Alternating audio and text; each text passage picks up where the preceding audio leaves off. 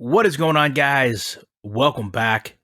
Ryan Moody, Jimmy Smith here, our MMA show, taking a look at, and I'm going to be honest, a card I wasn't really excited about, but as I did the research, as I went through some things, I'm just slightly more excited. Before we get into that, though, 94 ratings. Only 6 people have to click stars in order for us to hit 100. We didn't mention on the last show, but somebody gave us a 1-star review, which is really mean. But MJ Dizzle 65, DVL Marcus made up for it with their 5-star reviews, and in the process said some awful mean things about another podcast that I won't repeat here because we love and respect everyone. As far as Podbean, PXPZBD, MZXXCL, and PBG584FCFV. Thank you for following us. For those that don't know, we do have the premium episodes available now, $4.99 for 3 months, $1.99 for a single month, or if you just want an episode, 99 cents a piece. Jimmy and I did a very in-depth kind of show about wrestling and things we watched growing up. Jimmy actually throws us under the bus and offers our services for free to a certain TV network to do a documentary on a certain wrestler, which I guess you'll just have to listen to the show in order to know. So, getting into, let me ask you, Jimmy, is this, when I went back and I looked, is this one of the most, jinxed cards you've ever seen? I mean, there have been so many changes to this card, it seems maybe more than any card I can remember in recent history. Yeah, it's crazy. It's a complete mix-up from what it was intentionally, what the intentions first were. It's kind of under the radar in a lot of ways, but it's really, I think, going to be an entertaining card with a lot of good fights on it. And we'll go into it a little bit later. There's some issues that have nothing to do with the fighters on it, to me, that make this, the build up to this, or the results from it, hard to get excited about. That's how I will put it. But I think there are going to be some good fights on it. We may have a pending argument, a rare pending argument, because maybe you're thinking of something I'm not. To me, most of the personal issues make me more vested in watching it. But we'll start. Marvin Vettori, Cesar Ferreira. To me, when I looked at this fight, Cesar is a much more technical fighter. This matchup just seems really bad for him. I mean, first of all, when I look at Cesar, I question, number one, the cardio. And he's also going against a guy that is known to push for a full fight. One thing that also strikes me about Cesar is he tends to point fight in later rounds. So I wonder if he's going to get takedowns early, which I don't think he will. But if he does, if he's going to go into the second half of the second round and the third round, kind of point fighting things out that he's known to do. I also wonder if he hasn't thought about making the bump up to light heavy, seeing the success that Anthony Smith, who he has a win over, and a couple other fighters have made moving up. So I wonder if he loses this, if the move up to 205 isn't in the picture either.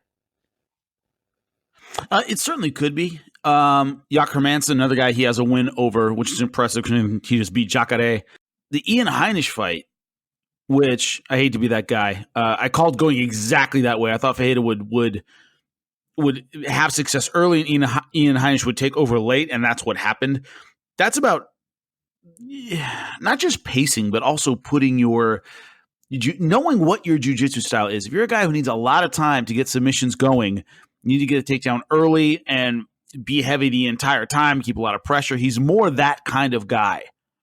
And he didn't spend enough time. I thought he got caught in a lot of transitional positions, a lot of things where he was trying to kind of moving around with Ian Heinisch, who's very explosive and very, very strong. Didn't spend enough time leeching the energy out of Ian Heinisch. Ian Heinisch had a lot of gas at the end. But this is a guy with real ground skills, real outstanding submission skills. And when he uses them well, like he did, for example, in the Hermansson fight, he can finish you anywhere. He's had trouble with explosive strikers in the past, and the pacing issue has caught up with him against Ian Heinisch. Elias Theodoro, who pacing is his thing. That's what he's great at. Sam Alvey, another one of those guys. That's been his issue in the past, and it might bite him in this fight. We'll see. Going up to Carl Robertson and Wellington Thurman. I love the name Wellington Thurman. Again, sounds like a really distinguished presidential candidate from the late 1900s. Total, like a vice president from 1880. Exactly. I feel like with a name like Wellington Thurman, MMA is just not where you need to be. You need to be like making suits or something along those lines with a name like that. But listen, he's chosen MMA. He does have exceptional experience for his age. He actually comes in with a 4-fight win streak into this. Robertson kind of looking to rebound. I think Robertson does a really good job with distance, has solid leg kicks. Inside power is strong too. I just don't think Thurman is going to have the ground skills needed to finish this fight, but he is tough and aggressive. So like you mentioned, with the experience he has, I don't know that age is going to play as big as a factor as we normally see in these fights. I actually think of all the fights on the main card we're going to discuss, this one is the one I question the most, and maybe the one I think is going to be the closest. Well, Robertson's had trouble with submission guys. Cesar Fajeda, Glover Teixeira, those are his 2 losses. Glover Teixeira, of course, a knockout puncher in his own right, doesn't just have a submission game, but that's what he used to get the win. And in both times, he fell early. Both were first rounders. He got out of position early, couldn't use that range you were talking about. Great from the outside, does have good inside power. I like his if you let him stay on the feet, I like his versatility and his power. Those are 2 of his strong suits. When it comes to me, to Wellington Thurman, it's a matter of, we've seen so many fighters come into the UFC with gaudy records. 17-1, 16-2, 15-2, anything like that. When they step up from future FC4 to the UFC, how do they handle mentally that transition? How do they handle physically that transition? Where do you find that out? You generally find that out in the first round. That's where you generally that's when not being mentally ready for the stage you are on gets to you, is in that first 5 minutes. Now, his only losses have been by decision. So this isn't a guy who typically comes out slinging guns in the first round, and if you catch him, you catch him. That's typically not his style. So I think we're going to know in the first 2 minutes exactly what kind of fights this is going to be, in terms of, will the new guy allow the bright lights to make him wilt? I have to say, as far as Josh Emmett is concerned, he is just somebody that's never impressed me. I've seen him fight in person twice, actually, and I'm not impressed by him. He has a lot of power. Okay, that's not debatable. I think we just saw that with the Michael Johnson knockout, which was a very boring fight, by the way, up until that point. He's improved his striking. He's improved his footwork. He has a wrestling background that I really don't see him use a lot, almost like in a Justin Gaethje kind of way. Like, he's kind of got the skills to do it. I don't think, see it all that often. But in this case, he's going up against somebody really well-rounded that I think is going to thrive on the ground and pound. And I guess it really just comes down to which Josh Emmett shows up. Is it going to be the one that's lost to Desmond Green, that's lost to Jeremy Stevens, or is it going to be the one that kind of pulls off those rallies against Michael Johnson, like we talked about? Not so much a rally against Ricardo Lamas, but it seems like when he hits with power and he can connect, he brings everything together. But when he doesn't, he really struggles to find range, pace, consistency, and it lends itself to kind of a boring sparring-esque fight. Yeah, I mean, the Ricardo Lamas fight really put him on the map. And if you remember that, he didn't make weight for that fight. And Ricardo Lamas did. So he had a little bit of a size advantage, a little bit of a power advantage. And he got it done early against an excellent striker in Ricardo Lamas. Then the Jeremy Stevens knockout was one of those where you go, is that guy ever going to be the same dude? Because Jeremy Stevens, you remember that, A, leveled him. B, went after him for a bit. The referee it was a slow stoppage by the referee. And Josh Emmett was in trouble when he was back on his feet, did not know where he was, got back on track with the Michael Johnson knockout. But like you said, a slow fight where I think he kind of lulled Michael Johnson into a sense of false security and then went over the top and knocked him out. So a fight that was so slow, DC missed the knockout. Do you remember that? And DC was on his phone when they cut to the commentary group, and DC just missed it completely. They replayed it, and DC just did not see the knockout. It totally lured him into thinking, it's another minute. This is going to be over. And he was not paying attention, and bam, Josh Emmett gets the knockout. But Mirsad Bektic is one of those guys who was, I don't want to say under the radar, because until the Darren Elkins, which is like an Rocky movie comeback, he had a lot of juice. And then Darren Elkins kind of stole his thunder. I mean, this is a guy getting into the fight with Darren Elkins. A lot of eyes were on him. A lot. Great style, good versatility, 6 knockouts, 3 submissions. He can do it all. 13 wins, 9 finishes. He can win the long way. He can finish you on the feet or on the ground. He had a lot of, I don't want to say hype, but a lot of fans were interested in him, and he was beating the holy dog shit out of Darren Elkins, and Darren Elkins came back. So the last couple of fights have been getting back on track. Ricardo Lamas, the biggest name he's faced since then. I thought he looked excellent in that fight. He just has more he can do than Josh Emmett. Josh Emmett has power. He's stocky, big for the weight class. But as far as the toolkit goes, Mirsad Bektic can do a lot of things very, very well. Josh Emmett, heavy-handed when he really puts one behind it. Yeah, and Elkins really rode that too. I mean, if you look back prior to that, he was fighting, Godfredo Pepe and Chad Skelly, guys not even in the UFC anymore. He gets the win, then he gets Dennis Bermudez, the win over Michael Johnson, but then really lately he's faltered. He had the loss over Volkanovski, another loss to Lamas, where he looked good, but, I don't know. It's interesting to see, especially in this division, there's so many fighters that have common opponents. It's almost like you want to do MMA math, but you don't want to do MMA math because it's just going to me, I guess maybe we'll segue into that. When you do MMA math, do you put any validity into it, or do you think, because to me, when I try to do it, I almost get overwhelmed by it and try to say, okay, well, this guy's strengths are here. Who has similar strengths? What did he do against that opponent?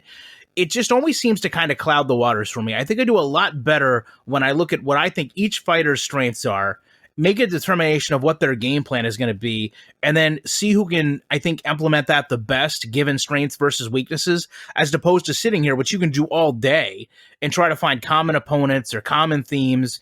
What do you like to do when you're picking out who you think is going to win or lose?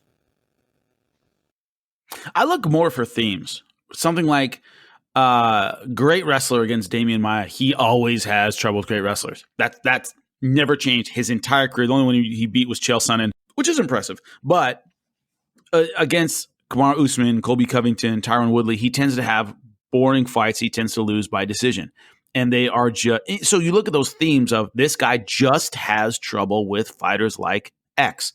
Now, the fact that so-and-so beat so-and-so and therefore he can beat this guy, that never works. That never works. But you always look stylistically. If somebody always has trouble with tall strikers and they're up against another tall striker, to me, that's an important factor. So especially when you get into veterans, and it's much easier to pick veteran fights than it is up-and-comers because we've seen them over and over and over again. You see those patterns, and you see, man, they tend to have trouble with this kind of fighter and this kind of approach. That definitely has validity. The MMA math of he beats so-and-so, therefore he beats this guy, that never works, ever. Because there's so many different styles in MMA, so many different strengths and weaknesses. Perfect fight to transition to with that, I think, by the way. Ricky Simon, Uriah Faber. From Faber's perspective, man, I really hate everything about this. I've said it multiple times. Here he is just months removed from his 40th birthday, one of the most beloved fighters in the sport, but 1-2 since 2016. Effectively, very well looking to ruin his very own swan song, having walked away with an impressive win at home over Brad Pickett. I don't think anyone was more fitting to have that finish to their career. And now it's almost like, to me, that he wants to cash in on the old being a dad can make you better Cowboy Cerrone theme. But Ricky Simon is not going to give two shits about Uriah Faber and his kid. This guy's 26 years old. Sure, he isn't even scratching the surface when it comes to Faber and experience, or big fights for that matter. But I think this is going to be one of those fights where we see the evolution of MMA really take hold, because Ricky Simon has a very complete toolbox as a fighter. Maybe as complete of a toolbox as Faber is used to seeing with some of his opponents. He just may not have all the experience to be positionally dominant and technical like he's seen with the Dominic Cruzes of the world. But for that matter, I was a big fan of Ronnie Jason. I thought Ronnie Jason was actually on the cusp of being a true contender before Ricky Simon put him away pretty convincingly.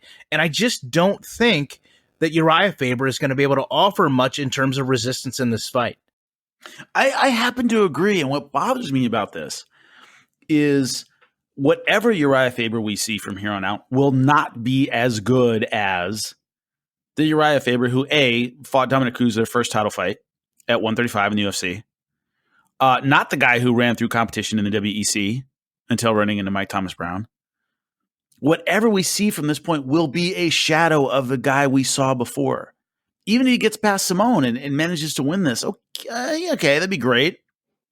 But Simone, in many ways, is still a developing talent.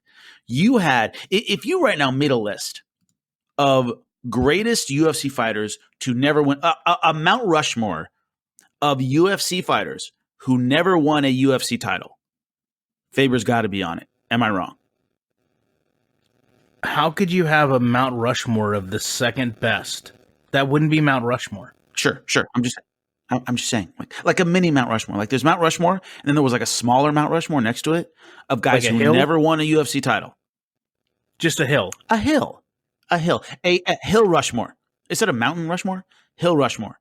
Right. They never won a title in the UFC. Not only am I putting Uriah Faber on it, what I'm going to do is have his ass chin hollowed out so that people can go up like tunnel into the ass chin and then take pictures. Oh, yeah, exactly. That's the entrance. You enter That's through the the entrance. ass. That's the entrance is the ass chin. Yeah. So this is a guy who had his opportunities. All right. 2 cracks at Dominic Cruz, a crack at Renan Barão, 2 cracks at Renan Barão. Okay. Frankie Edgar, Jose Aldo, Mike Thomas Brown. You took on the best of your era and you were just not there. Competitive fights, some of them. Entertaining fights, some of them. But we're not sitting here going, God, if he had one more shot at Dominic Cruz. Man, if he had one more shot at Jose Aldo. No, I'm not interested in those fights again. He lost convincingly. So it's not like he didn't have his opportunities. He had them. He had a lot of them. And he was number one until the Mike Thomas Brown fight. But what you can't get around is we're not going to see anything better from here on out. He's not going to take on Marlon Moraes and Henry Cejudo and look great. Okay, he's not going to take on the best at 135 and look great. He's not going to take on the best at 145 and look great. He's not going to take on Max Holloway and look great. That ship done sailed. So it's one of those things where you step to the plate, you get your 3 strikes and how many balls, and either get on base or you don't. And that's it. You set your bat down, you go back to the dugout. This is a guy who stepped to the plate and had his opportunities against Mike Thomas Brown and Jose Aldo and Dominic Cruz, guys who might make somebody's Mount Rushmore. And he just wasn't quite there by the time he got there. So to me, you had your chance. You took your swings. It wasn't in the cards for you. You have plenty of money. You have plenty of business opportunities. You have a very successful team. You're coming back against a murderer. This is not a setup fight. This isn't a tune-up. This isn't, okay, he did some good stuff for us. Let's give him his send-off. That was Brad Pickett, okay? For sure. Brad Pickett, tough guy, but I thought Uriah was going to win that fight, and he did. So I don't know what you want to accomplish now. I don't know what you want to do, man. I don't know what you're trying to prove at this point. The only fight that would have made any sense at all is a non-championship TJ Dillashaw, where we could get that grudge match angle. We're like, okay, maybe put something else into the training camp because he hates this guy, or alpha male versus the snake in the grass, and there's none of that. So I just don't necessarily see the hook for me. I don't see the angle. I don't see this is why this fight's compelling and must-see TV. I don't see that. It's just a tough fight against a really strong guy who's in his physical prime, and you're not. Don't see it, man. Don't see it at all. I just want to say, we don't often go reviews, but just to bring this up a little later, MJizzle65 literally talked about leaving another podcast because he didn't have to listen to any more inappropriate jokes. And here we are. Literally the most disrespectful thing we've ever said about any fighter is that we are going to make the entrance to the hill beside Mount Rushmore for the second best fighters going through Uriah Faber's ass chin. I don't know. I don't know where we went. I think you find that funny. I find that absolutely hilarious. Personally, I do too. Because have you seen the picture of his chin wearing a Reebok thong? No, I have not. Is it awesome? It's awesome. There's a lot of awesome things that they've done with his chin. Yeah. So, all right, let's get into the main event. I literally had air quotes when I said that. So, look, here's the deal. To me, Randamie has become quickly, very, very quickly, one of the sport's least likable figures. She refused to defend against Cyborg. She sold a hand injury before she got stripped of her title. She won over Rocky Pennington, who everyone loves. So it wasn't like anybody's really lining up to see that happen. And honestly, her biggest win comes over Holly Holm, who really just had that pretty much diminished based on the way Holly Holm has been since then.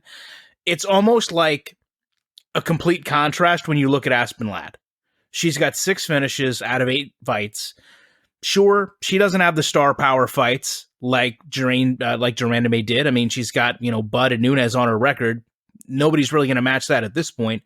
But at the same time, I think when I look at Aspen Ladd, she's had opportunities to grow as a fighter. She's beaten some veterans like Lena Landsberg, Tanya Evinger, who, they're not Juliana Budd and Amanda Nunes, of course, but they're still tough, gritty, proven fighters. And I actually think she learned a lot in herself rematching Sijara Eubanks on her last fight. So I think she's had those opportunities to mature and get better and find her footing as a fighter. And to be honest with you, I think this is a fight where if she hasn't won anybody over, if anybody has any questions left, this is going to be the fight that can answer a lot of those questions. And I actually see her dominating this fight from start to finish. Here's the problem I have with this. And I just did SiriusXM with RJ Clifford today. A lot of fun to do from 6 to 8. And one thing I said, it was at the end of the fight, at the end of the show, we were talking about this fight. And I said, you don't name the cows at the slaughterhouse. The people that work there, don't give them pet names. Don't want to get attached to them. I feel that way about any contender matchup at 135 or 125. Because there's almost nothing that Jermaine Randamie and Aspen Ladd could possibly do. If they could pull the Mortal Kombat finish him, Aspen Ladd pulls her still beating heart out of her chest, I wouldn't give her a chance against Amanda Nunes. Nothing she could do. She flying armbarred her and bent her shoulder the wrong way. It was the greatest jiu-jitsu moment I've ever seen in my life. I'd still go, I think Nunes kills her. It's hard to watch any setup right now for 125 and 35 without then projecting, as we should, how they do in a title fight. And it's hard to see anyone right now. I agree with your prediction for the fight. I think she does dominate. But would you then give her a shot against the greatest female fighter of her generation? That's the hard part. I feel like I'm emotionally investing in a main event like I'm emotionally investing in a cow on its way to a slaughterhouse. Do I want to name Betsy so when I eat my burger, I have a name for it? That's kind of how it feels. Where I'm like, God, do I want to get emotionally invested and root for somebody in this main event when the winner might face, your reckoning in the octagon, which is what Amanda Nunes is right now. That's what Shevchenko is at 125. I just don't see anyone in those weight classes challenging the champ. And so it's weird. I feel like, if I really get behind her, I want to have more fights before she takes on Nunes. But she's probably not going to. Just they need the next step up opponent for her. It's tough for me. It is.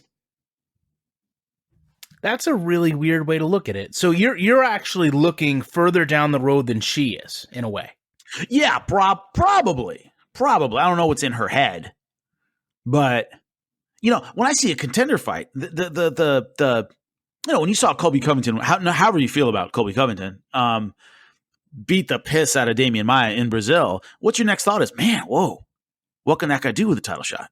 Man, whenever you see that great performance, you think, man, what could that person do against the champ? Okay, Johnny Walker, hey, man, I like this. Wonder what he could do against John Jones.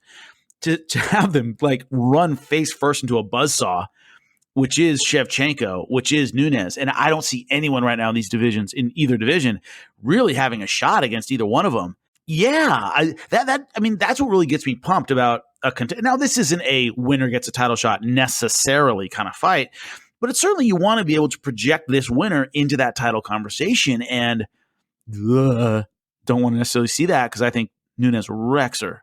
Either one of these ladies get wrecked, let alone, hey, maybe they go up to 45, take on Cyborg. Are you kidding me? There are no good endings to those. It's the second to last chapter that's really good, but the ship sinks. If you're reading Dead Wake about the Lusitania and you really get into a character and you're like, God, I hope they don't drown. I know the ship sinks. So it's that kind of thing.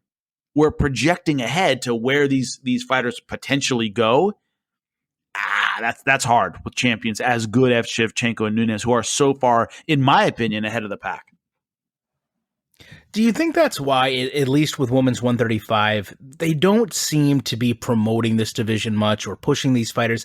I mean, at the end of the day, listen, you can spin this however you want to, but the fact of the matter is we have an undefeated fighter who's literally walked through opponents, fighting a former champion. In any other division, this fight would be sold, this fight would be big, and it just doesn't have that feel. Do you feel like the UFC knows if it's not going to be Nunes, it could be Cyborg, either one of those, just walk through these two, in my opinion? I mean, obviously, we know Randamie wants no part of Cyborg. It really could be that they're like, look, neither one of these ladies are ready for Cyborg. Now, why it's a main event when you don't want to, because rarely would you be in this position of, a ESPN Plus fight on a Saturday afternoon. It's actually starting at a weird time. It starts at like 5 or something, a reasonable hour. Normally, this would be a contender fight. If not declared, certainly on the winner is in the mix. And the idea that this is a main event where I don't think either one is ready for the champ, that's pretty rare. Usually a situation like this would be a contender or, separating the wheat from the chaff kind of fight. And they could be thinking the same thing I'm thinking, which is, hey, let's not get behind this crazy because neither one of these ladies is ready. And they're trying to set up Cyborg versus Nunes. And a quick comment, by the way, on Dana White's comments about Cyborg being scared to fight Amanda Nunes. Just a quick aside here. What he's trying to do is, if Cyborg tests free agency and leaves the UFC, he wants to control the narrative that she ran from Amanda Nunes.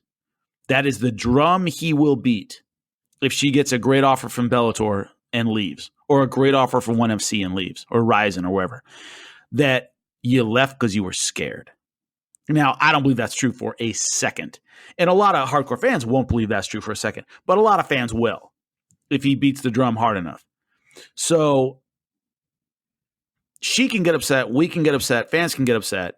But what Dana White's trying to do is, if she's going to leave, it will be under the cloud that she left because she didn't want to fight Amanda Nunes and she's afraid that she ran.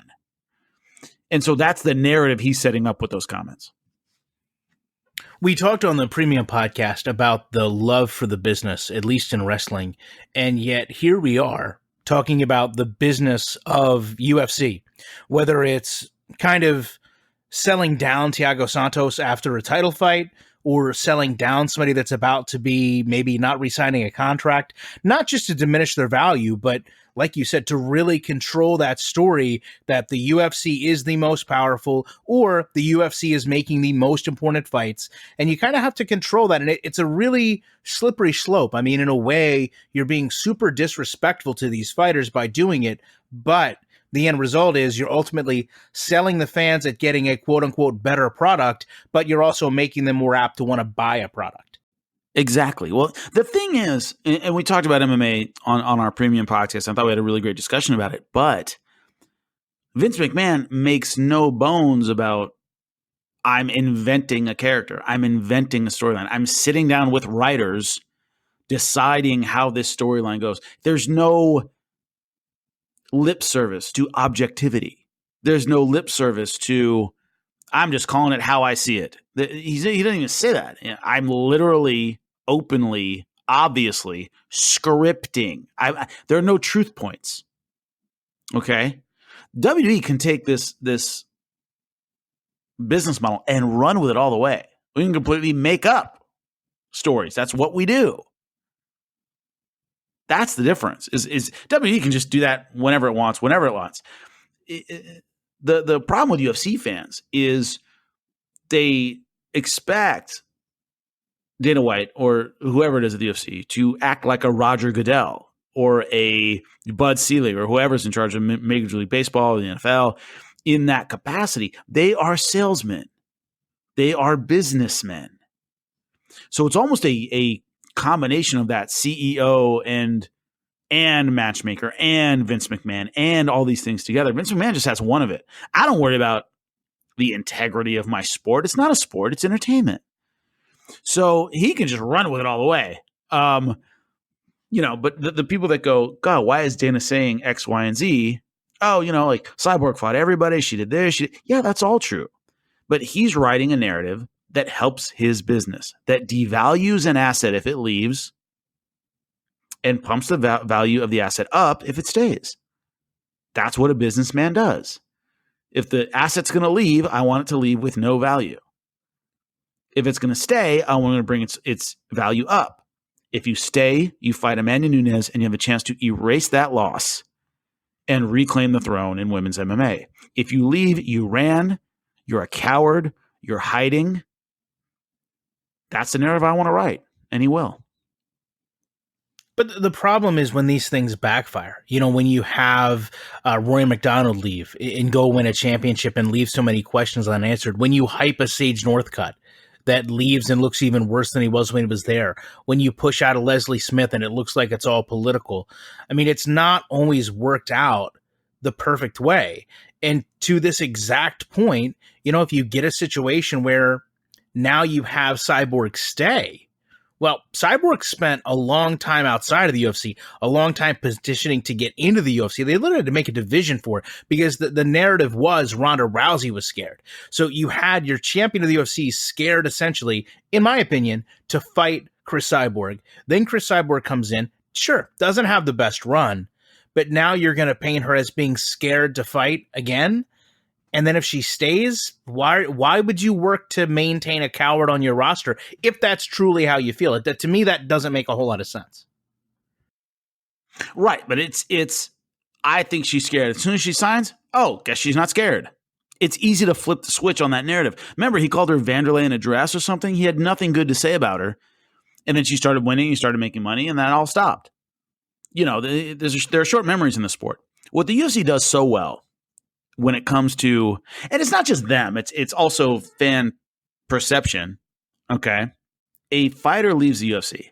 The fan perception, which is often true, but not always the case, if the UFC wanted to keep him, they'd keep him. That the UFC, when they let a fighter go, are doing exactly that, letting a fighter go. We could keep you. If dollar for dollar, we can match anything that Bellator or Ryzen or ONE FC puts up. So when we let a fighter go, it's because we wanted to. Nobody leaves that we don't want to leave. That's the first perception. The second one is once they do leave, two possible things can happen. They're successful in, for example, let's say Bellator. What's the perception? A UFC cast-off is whooping ass in Bellator, and they win a title. Bellator sucks. That fighter who was, once again, let go by the UFC, goes to Bellator, and they lose. What's the popular perception? Boy, Dana was right. That person's done. Bellator sucks. Ha, ha, ha. They spent all that money and they suck. I trust me, I worked in Bellator during a lot of this free agency stuff, and that was the reaction a lot of the times. If they win, Bellator sucks. If they lose, Dana was right to let them go because they suck. Are we that far away from the whole, if Strikeforce comes into when Strikeforce came into the UFC, that Strikeforce was just a second tier promotion. All those fighters were trash. They were all going to get blasted out of the UFC like nobody's business. And then that didn't happen. Like, have we forgotten that took place, or has the fan base just changed since that point that a lot of them weren't here? Well, yes, both. I talked to a well-known MMA coach that I will not out here. When the WEC got folded into the UFC and they absorbed a lot of 55ers. Remember, the UFC didn't have a 45-pound division. They didn't have a 35-pound division. But there were certain 55ers who were fighting in the WEC who then became UFC fighters. And I said, how do you think WEC 55ers do in the UFC? And he said they all get smoked. He looked right at me and goes, nah, none of them can compete. None of them can compete with the UFC. Well, that was totally not what happened. Benson Henderson wins a title. Anthony Pettis wins a title. Cowboy kicks ass. The 55ers in WC ended up being the cream of the crop. And here was his coach who reportedly knew a lot about MMA, who looked me dead in the eye and went, none of them can compete. The UFC's up here. They're down here. That's how it is. Strikeforce, of course, we know all about them. They came in and a lot of their fighters became champions. But a lot of the fan base, doesn't remember that. They don't remember the free agency days of the UFC, where there was another promotion that could feed fighters into it. And the ones that were there just have very short memories about it. I had people telling me, Pride sucks. None of their fighters could do anything in the UFC. And I'm like, Minotauro won a title. Rampage won a title. And a lot of them were just old by the time they went to the UFC. So it's just short-term fan memory. And that's hard to overcome. Just the UFC has an amazing brand strength and brand loyalty. All right, Jimmy, I'm going to wrap this episode with a question for you, as well as what could be a precursor to Monday's show being late. So, it just dawned on me a few days ago that The Undertaker, you obviously know The Undertaker, correct? I've heard of him. His last match, I guess what very well could be his last match, is going to be this weekend, Sunday, in Philadelphia. So tickets for this event, the Extreme Rules event, are beyond dirt cheap. I mean, literally an eighth of what I've paid to go to a UFC event. I would also get to see Bobby Lashley, so it's not totally void of MMA. Do you think I should consider going to this event because it is so close and because, it could really be the last time The Undertaker wrestles for an extremely modest price? So if I'm going to flip the script around on you, if you knew that right down the road from you, you had one of the, since we brought it up, Mount Rushmore wrestlers in his final match, and for, let's say, $40, you could go see this. Are you doing it, or are you staying put? I see why you would go for that one, man. I see watching a Legends supposedly last wrestling match. And I mean, I haven't watched pro wrestling since I was a kid, and I know who I could pick The Undertaker out of a lineup. Yeah, that would be worth checking out. That really would. So here's the interesting side note of that. When I was a kid, I remember I went to see, just a house show, and The Undertaker came out. And I still remember, it's been 20 years, if not longer.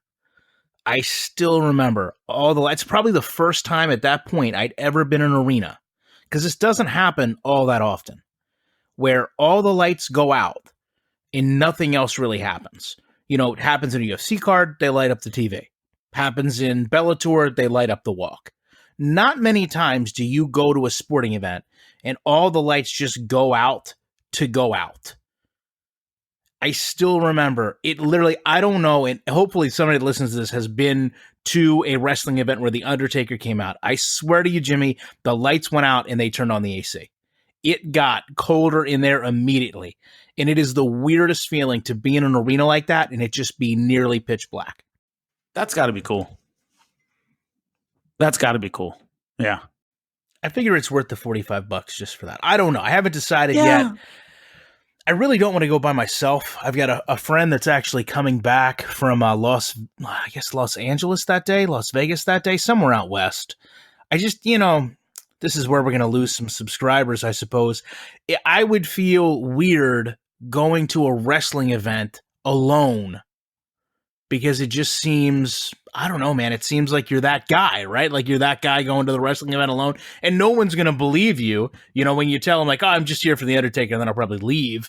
I actually don't even care if I get there on time, as a matter of fact. But because it is more adolescent-based, it is like 6:30 in the afternoon, so it may delay our podcast, depending on how long it takes me to get home, but I haven't totally decided. If someone has a suggestion, if I should go, the fear is I'm going to regret it. The fear is that at 8 o'clock, I'm going to be sitting here and I'm going to regret not going. And by then it will have been too late. That's always your fear in life, right? Like you're going to regret it later on. I also have very limited shirts to wear. Like I don't want to wear a UFC shirt there. I think I might just wear like a black shirt. I really wanted to get like a Macho Man shirt. I wasn't going to make that investment unless I was going to go. Can you get a Kurt Hennig shirt with the time you have left? I did look, and they had one shirt available, and I just wasn't sold on it. Like, it's like the 90s style shirt. It's so well played off, it looks like you could have actually had it in the 90s. That's pretty cool. Sometimes they go retro, and then they go too retro. There's actually a Macho Man shirt that I really like. It's just got his glasses, those iconic glasses he wore, and it just says Macho Man. Yeah. I like if I'm going to wear wrestling shirts, I want my wrestling shirt to be simple. They have a really nice Jake the Snake one where it looks like the snake is like dripping down you. Like you can't be too overstated in these things. They have a Ted DiBiase shirt that looks like his tuxedo. They do a good job. They do a good job on their shirts. Better than the UFC does on their shirts for the most part. UFC shirts can get kind of gaudy, especially, man. Remember those Affliction shirts where you couldn't leave the house and not look like a tool? Glittery and just. Do you like glitter and tribal? Then you're going to love this shirt. I know, it's crazy. Yeah. Yeah. Did you did you get hit over the head in 1985 and end up in a coma and just wake up and want something that resembles the fashion you remember? This one. So true. But, Affliction had it. It's funny. It looked dated at the time. It looked dated then. And yet it hung on for a bit. And that's weird. Well, every once in a while, I'll go to an event and I'll catch somebody rolling in one. And it's like, oh, you're that guy. But I guarantee you, nobody picks that shirt out. Now that we've successfully, just for the record, pissed off probably half our fan base, no one ever looks at those shirts and doesn't think like, damn, I'm going to be cream of the crop in this shirt. I'm going to get all the girls in this Affliction shirt with the rhinestones on it or the sequins on it. Yeah, the one thing I will say for them, and I know some people that work at Affliction, and he's always, hey, come by and get some stuff you want. Their jeans are really good. If you get the one that's not all, bedazzled and everything, the quality of their jeans is really, really good. If you just get the plain old, they're Affliction jeans, but they're just regular jeans, they're really good and really comfortable. Throwing that out there. Yeah, I can't get past those back pockets, though. Yeah. I'm with you, man. I understand completely. Well, listen, if the show on Monday is late, you know why. If it isn't, then I'm probably going to regret as we do the show. Not that I would regret it doing with you, Jimmy, but we will probably be recording when I should have been watching The Undertaker. So we'll see what happens. With that said, we really do appreciate you guys, and we will be back in the week with more commentary.